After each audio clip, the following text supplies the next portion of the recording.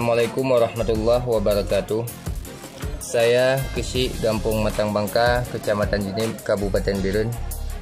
Pada hari ini kami telah melaksanakan padat karya tunai yang bersumber dari dana desa tahun anggaran 2020 untuk kegiatan normalisasi saluran yang dikerjakan oleh masyarakat kurang mampu dan pemuda pengangguran, sehingga dapat menciptakan lapangan kerja untuk masyarakat di Kampung Matang Bangka. Dengan kegiatan ini, seluruh saluran sudah bersih dan dapat mencegah kejadian banjir di desa kami. Terima kasih. Assalamualaikum warahmatullahi wabarakatuh. Valentine Productions.